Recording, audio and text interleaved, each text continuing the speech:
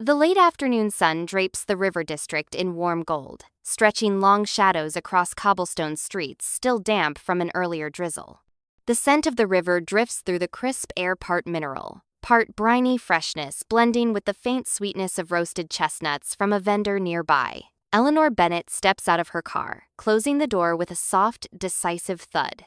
She takes a moment to adjust the collar of her charcoal jacket, her fingers brushing the fine wool, feeling the weight of the choice she made this morning. Beneath it, a silk shell shifts smoothly with each movement, whispering against her skin. Her silver earrings catch the low sun in occasional, discreet flashes, like signals only she understands. She walks at an even pace, her heels tapping steadily against the sidewalk, the rhythm unhurried but purposeful. To anyone passing by, she is simply a well-dressed woman heading to dinner. To her family, she is mom, or mother-in-law, the one who appears in kitchens at holidays with an apron on and a ready smile. What they do not know, because she has never told them, is that she is the CEO of Sioria Restaurant Group, a company that began with a single modest location and grew to 5 across 3 states, with a 6th nearly ready to open. 2 days earlier, Thomas had called her. She remembers the faint static on the line, the sound of his voice layered over the background hum of traffic. "Mom, maybe we can have lunch?" The question had surprised her. Invitations like that had become rare, squeezed out by his job at Wintercraft Financial and Melissa's tightly managed calendar. She had begun to say, "That would be nice, I know a place," but he interrupted. "Melissa's already planned something. River District location, 7:30, private room." The way he said it, neutral, almost dismissive, made her pause. She agreed, but when she ended the call, she stood in her kitchen, her hand resting on the counter, feeling that quiet ripple of resolve.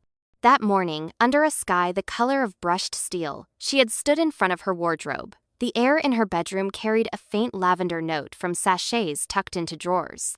Her hand hovered over familiar choices, the forgiving knits, the patterned scarves, the trousers. She could move in without thinking, but she did not reach for them.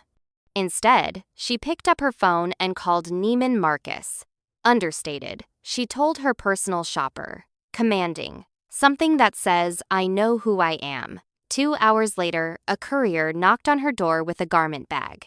She unzipped it to find a jacket whose lines were precise but not severe, trousers that moved like thought, earrings that would catch light but never clamor for attention. She dressed slowly, watching the transformation in the mirror. She saw not the mother who carved turkeys and remembered dessert preferences, but the strategist who negotiated leases, analyzed market data, and led expansions into new cities. She added a watch, Richard's gift from decades ago, when time had seemed abundant, and stepped into low heels. A faint fragrance of bergamot and cedar clung to her as she left. Now she approaches Ayers, one of her proudest achievements. She remembers the smell of sawdust during its construction, the way sunlight had poured through uncovered windows onto bare floors. Tonight the scent is different. Warm bread, cedar smoke, citrus zest carried from the kitchen. The facade glows under discreet lighting, and the glass doors part with a soft hiss as she enters. The noise changes immediately. Outside, the shuffle of pedestrians and distant hum of the river fade. Inside, voices murmur over tableware, and somewhere deep in the building, a pan sizzles. The hostess greets her by name, leading her to the private dining room at the back. Inside, Melissa is already seated, elegant in a cream blouse, her posture practiced. Beside her sits Patricia Winters, Melissa's mother, a woman whose every detail is deliberate. From the precise angle of her chin to the understated watch on her wrist, Patricia's eyes are sharp, scanning, as though they can measure a person's worth in seconds. "Mom, you remember my mother, Patricia?" Melissa says, the corners of her mouth lifted in a polite smile. "Of course," Eleanor replies, returning the smile, her tone as smooth as polished glass.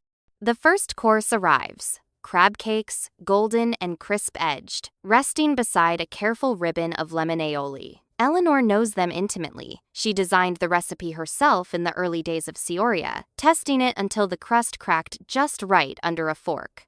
Patricia takes a bite, pauses, and sets her fork down gently. "This is Sioria's recipe," she says, her gaze narrowing. Eleanor lets her lips curve slightly. Yes, it is. The door opens, and Thomas steps in, cheeks flushed from the wind. He greets the table, kisses his mother's cheek, then reaches for bread. His hand stills as he catches Patricia's last words. Wait, he says, his eyes moving between the two women. Mom, you run, Seoria? Yes, Eleanor answers evenly. I've been CEO for years. This is who I am, not just your mother. For a moment, the air feels denser, as though the room has tilted. Melissa's eyes widen slightly. Patricia tilts her head, reassessing. Thomas's expression shifts in small, uncertain steps. Surprise, confusion, something that might be regret. Patricia leans forward. Your profit margins must be extraordinary. Overhead control like this is rare. Eleanor explains how she manages vendor relationships, rotates seasonal menus, and keeps waste under 2%. She speaks without haste, her voice blending with the soft clink of glassware and the faint, savory scent of grilled salmon drifting in from the kitchen. Thomas listens but says nothing until finally, he murmurs, all these years, I never asked for your professional opinion. Eleanor meets his gaze, steady. We can start now. The next morning, sunlight pours into her kitchen, glinting off the copper pots hanging above the island. The smell of fresh coffee fills the air, warm and inviting. The phone rings. Patricia's voice is brisk, but no longer cool. Let's build something. Education, culinary skills, business training, real outcomes. You and me. Eleanor answers without hesitation. Yes. By midday, Melissa has requested a transfer to California. That afternoon, Thomas walks into the kitchen, the cold following him in. I don't want to go, he says. I want to figure out what I actually want. Eleanor gestures to the chair opposite hers. Be honest and gentle. Don't just think about what you've lost. Think about what you can build. Days later, she and Patricia meet again at Ayers, this time at a small table near the kitchen pass. Steam rises from a tray of fresh bread as a server hurries past. The warm air smells of yeast, roasted garlic, and a hint of rosemary. They discuss the foundation classes that teach not just cooking, but the business behind it. Eleanor will contribute staff and space. Patricia will provide funding and contacts. They leave with a timeline and a list of names. Weeks later, a regional magazine publishes Eleanor Bennett's second act. The profile frames her not as a surprise, but as a deliberate force, a woman who had chosen invisibility until it no longer served anyone. Patricia is quoted saying, I had assumed wrong. She's exactly the voice our community needs. In California, Melissa reads the article. The next day, she changes her flight. Thomas starts appearing in the kitchen most mornings. The air smells of toasting bread and coffee. He asks about cost control, lease terms, menu engineering. Eleanor answers each question with the same attention she gives her executive team. One morning, he asks, What about marriage? She smiles faintly. It's like a kitchen, Heat reveals. If you don't like what you see, lower the flame, not the light. Some weeks later, Thomas stands in her office doorway, the scent of polished wood and paper heavy in the air. I resigned, he says, from Wintercraft. I'll work on the foundation with you, not as your son, but as someone who can count and care at the same time.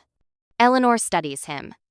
Are you choosing towards something or away from something? Toward, he says. Then let's build, she replies. Not long after, Melissa calls. Lunch? Thursday, Eleanor says. At my place. Melissa arrives with flowers, her perfume light and floral. The kitchen smells of omelets, eggs whisked with herbs from the window box, cheese melting into soft curds. Sunlight fills the room, pooling across the table. I'm sorry, Melissa says quietly. For what? Eleanor asks. For being incurious, and for wanting you to be smaller so I could feel bigger. Eleanor cuts a slice of toast, her movements calm. Apologies are for the past. What are you offering the future? Attention. Questions. A seat at my table. Eleanor nods once. Then we'll start there. That night, Eleanor stands on the porch. The air is crisp, carrying the faint scent of wood smoke from a neighbor's chimney. Above, stars scatter across a deep blue sky. Her phone buzzes. A message from Thomas. Mom, we need to talk. Please, she replies. Tomorrow. Breakfast. For the first time in years, the kitchen and the boardroom feel like rooms in the same house, the doors between them wide open.